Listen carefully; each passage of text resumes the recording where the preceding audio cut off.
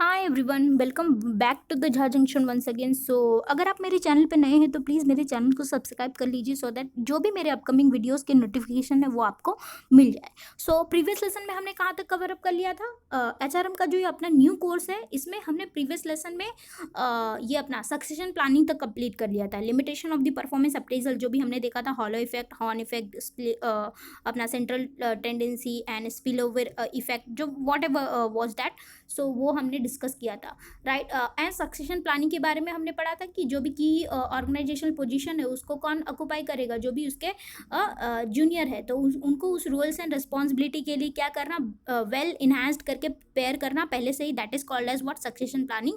और वो क्यों होता है? क्योंकि जो भी हायर पोजीशन है उनका रिटायरमेंट हुआ, डेथ हुआ, और फिर रेजिग्नेशन हुआ, प्रमोशन हुआ, ट्रांसफर हुआ, तो दीज ऑल थिंग्स के कारण। तो उसमें हमने ये भी पढ़ा कि नाइदर आउटसाइड से होना चाहिए नॉर इनसाइड से ज़्यादा होना चाहिए, मतलब एक बैलेंस बना के चलना है सक्सेशन प्लानिंग में। तो these all things has been covered in the previous lesson. आज के लेसन में आज हम लोग बात करने वाले कि जॉब एनालिसिस क्या है, जॉब एनालिसिस का रिक्वायरमेंट क्यों होता है, तो इसको हम लोग डिस्कस करेंगे। See, job analysis is a process by which pertinent information is obtain about the job. It is a detail and systematic study of information relating to the operation and responsibility of a specific job.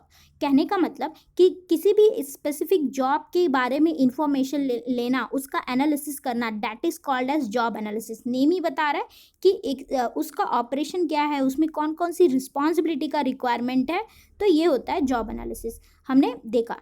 Second is, it is a determination of the task which comprise the job and of the skill, knowledge, abilities and responsibilities required of the worker for the successful performance and which differentiate one job from the other job। कहने का मतलब कि ये क्या करना, इसमें क्या होता है कि सपोज कि कोई फैक्ट्री वर्कर है तो उसके जॉब को वो करना कि कैसे वो काम कर रहा है। सपोज पैकेजिंग का काम कर रहा है तो कैसे कर रहा है, उसमें क्या क्या रिस्पॉन्सिबिलिटी है, क्या क्या केयर मस्ट बी टेकन, तो ये सारी चीज़ों को क्या करना, इंक्लूड करना। तो the determination of the task which comprise job end of the skill, knowledge, abilities and responsibility. कौन कौन सी स्किल चाहिए, कौन कौन सा नॉलेज रहना चाहिए, एबिलिटीज़ का क्या क्या रिक्वायरमेंट है, रिस्पॉन्सिबिलिटीज़ क्या है पर्टिकुलर जॉब की, तो ये सब सारी चीज़ें, ठीक है, तो उसको एफिशिएंटली परफॉर्म करने के लिए। Now next is what, the method of the job evaluation. Job analysis का मीनिंग हमने देखा।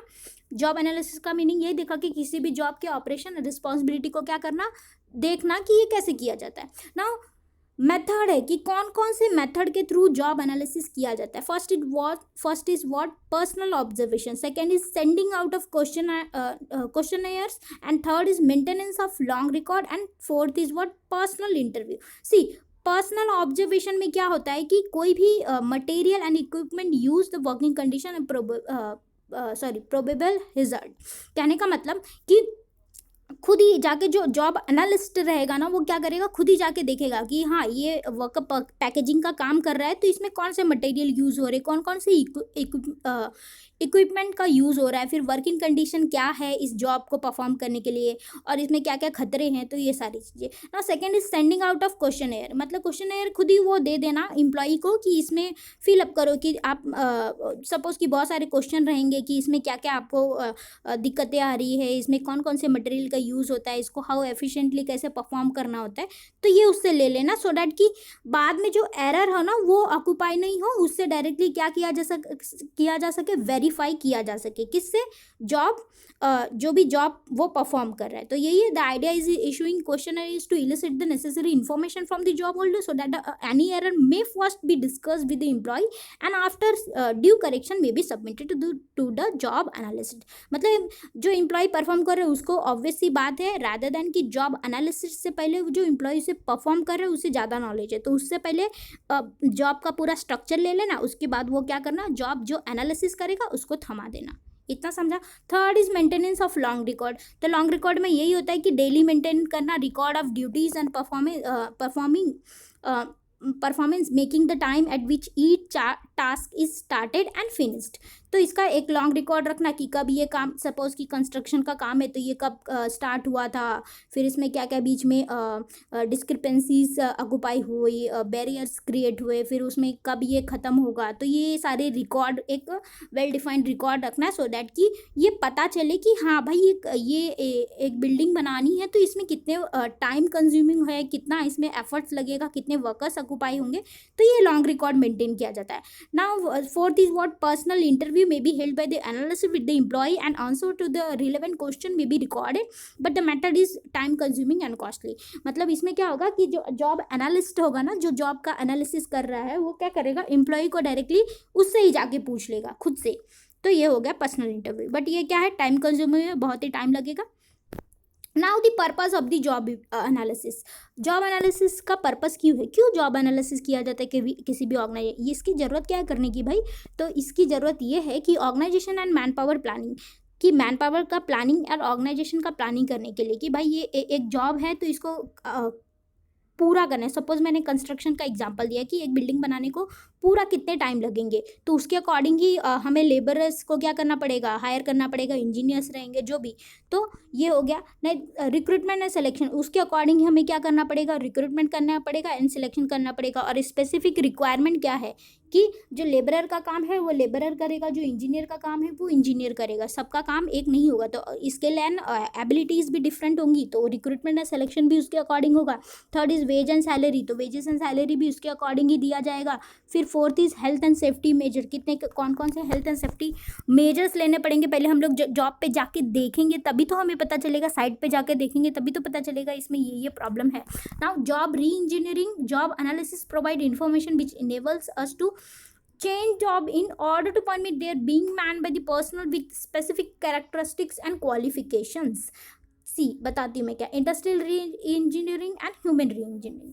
सी जॉब री इंजीनियरिंग का मतलब क्या कि जॉब को फिर से क्या करना, देखना पूरे अच्छे से परख के। तो एक तो होता है इंडस्ट्रियल री इंजीनियरिंग, तो इसमें क्या करना कि जो इंडस्ट्री में सपोज कि मशीनरी में कुछ चेंजेस करने हैं, इक्विपमेंट में कुछ चेंजेस करना है तो उसको।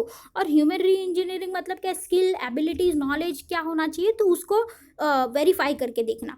ना last one is what training and management के लिए अगर कुछ खामियां हैं तो उसमें क्या करना, ट्रेनिंग एंड मैनेजमेंट के थ्रू उसे क्या करना, सुधारने का कोशिश करना। एंड फिर last one is what performance appraisal के लिए भी ये इंपॉर्टेंट है, बन जाता है। तो ये सब कारणों से क्या किया जाता है, जॉब एनालिसिस किया जाता है। Now very important the two components of the job analysis, first is what, क्या, job description and second is job specification. Job description का मतलब कि जॉब के बारे में डिस्क्राइब करो, जॉब के बारे में डिस्क्राइब करो। एंड जॉब स्पेसिफिकेशन, कंफ्यूज नहीं होना है कि आप में क्या क्या स्पेशलिटी है फॉर परफॉर्मिंग दैट जॉब। इतना समझा कि जॉब डिस्क्रिप्शन मतलब जॉब को हमें पूछना है कि तू अपने को डिस्क्राइब कर, एंड जॉब स्पेसिफिकेशन में कि भाई मैं अपने को डिस्क्राइब करूंगी कि मेरे अंदर क्या है qualities to performing for performing that work. तो ये हुआ। तो जॉब डिस्क्रिप्शन में first is what, job title, job location, summary, duties, working condition, ये ऑल थिंग्स। वेट देखते।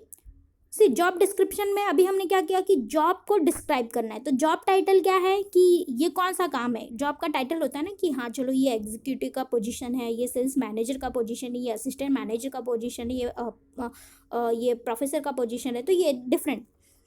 फिर लोकेशन कहाँ रहेगा ये बताओ, किधर रहेगा। सपोज़ कि हम मुंबई में हैं तो हमें दिल्ली तो नहीं, सपोज़ कि हम लोग मुंबई में हैं तो हमें नागालैंड तो नहीं जाना है, दिल्ली तो बहुत ही वो हो गया, ठीक है, तो नागालैंड तो नहीं जाना है। Then third is what, summary.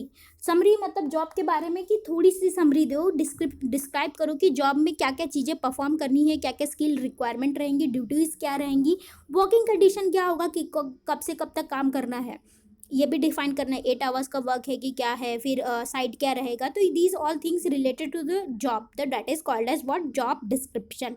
Now job specification की बात करते हैं। जॉब स्पेसिफिकेशन, तो यहाँ पे एक इंडिविजुअल को ये जॉब को परफॉर्म करने के लिए क्या क्या क्वालिफिकेशन चाहिए।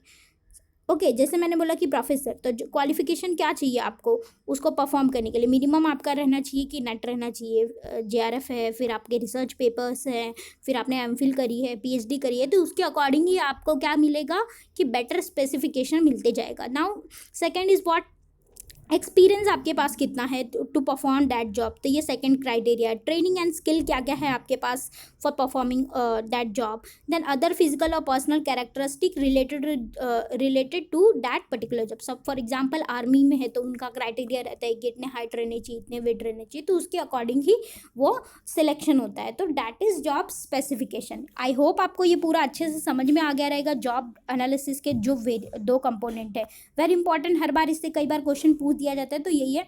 Job description is written record of the duties, responsibilities and requirement of the particular job. It is concern with the job itself and not with the work. It is a statement describing the job in such a term as title, location, duties, working condition and hazard. तो हमने देखा ना यही कि job के बारे में बता। Job specification is standard of personal and डेजिग्नेट्स the qualities required for the acceptable performance. ये परफॉर्मेंस मतलब हमारे पास क्या स्पेसिफिकेशन है। It is a written record of the requirement sought in the individual worker for a given job. In other word, it refers to the summary of the personal characteristics required for the job, कि कौन कौन से criteria रहने चाहिए उस job को perform करने के लिए, right from the experience to the जो भी उसके क्या कहते हैं एकेडमिक परफॉर्मेंस है, एक्सपीरियंस है, पर्सनल एंड फिजिकल कैरेक्टरिस्टिक है टू परफॉर्म दैट जॉब। तो ये सारी चीज़ों का उनके mental skill and abilities, knowledge, ये सारी चीज़ों को चेक किया जाता है। इतना समझा। सो ये था जॉब एनालिसिस। अब जॉब एनालिसिस के बेसिस पे ही ना जॉब का इवैल्यूएशन किया जाता है। इवैल्यूएशन मतलब कि भाई कितना सैलरी देंगे, कि ये जॉब का रिलेटिव वर्थ निकाला जाता है। तो वो हम लोग अपकमिंग लेसन में पढ़ेंगे। तो आज के लेसन में हमने यही पढ़ा कि जॉब के बारे में इंफॉर्मेशन लेना। ये क्या है, ऑनगोइंग प्रोसेस है। ऑनगोइंग प्रोसेस मतलब क्या, जॉब जो परफॉर्म कर रहा है वहाँ से देख के किया जाता है जॉब एनालिसिस, कि हाँ भाई ये जॉब करने में ये चीज़ें का रिस्पॉन्सिबिलिटी है, ये ऑपरेशन होता है, और ये इसमें स्किल एंड एबिलिटीज़ का रिक्वायरमेंट है परफॉर्म करने के लिए। तो ये जॉब एनालिसिस के बारे में था। आई होप आपको ये पूरा समझ में आ रहेगा। सो टिल देन मिलते हैं हमारे जॉब इवैल्यूएशन के नेक्स्ट वीडियो में, जहाँ पे हम लोग इसके वेरियस मेथड देखेंगे। So till than happy learning.